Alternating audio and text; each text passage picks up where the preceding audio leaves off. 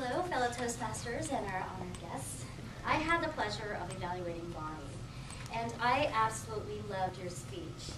My favorite thing about it was the fact that you had so much energy, and I really enjoy seeing that on stage because it gives us energy as an audience, and we just gather that from you, and it's just such a positive experience altogether.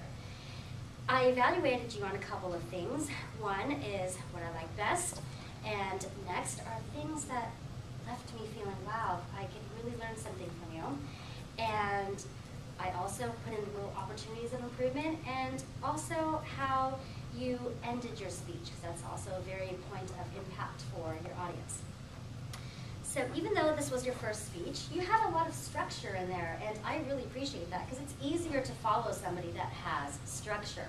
It's a lot more clear, and you can gather what you're trying to say, and all of that really makes for a very impactful speech.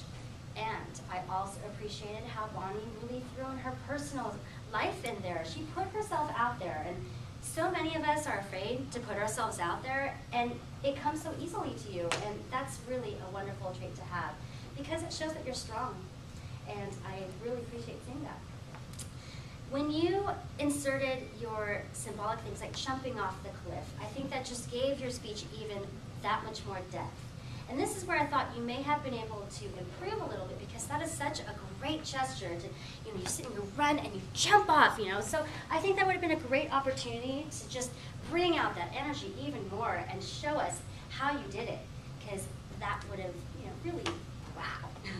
And also, where you said you're leaving footprints, what footprints do you want to leave behind? That's a very thoughtful thing to give us.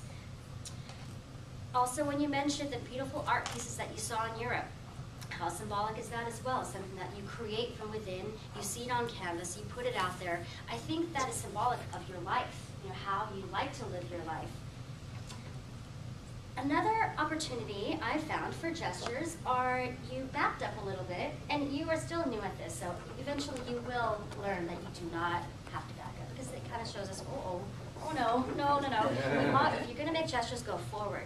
And if you're going, you just go side, make sure you address everybody, but you don't want to back up too much, especially if you're getting outside of the space, which in a contest, usually there is a border you're not supposed to cross. And the resting position, you stay right here, leave your hands down. I notice that you cross your feet.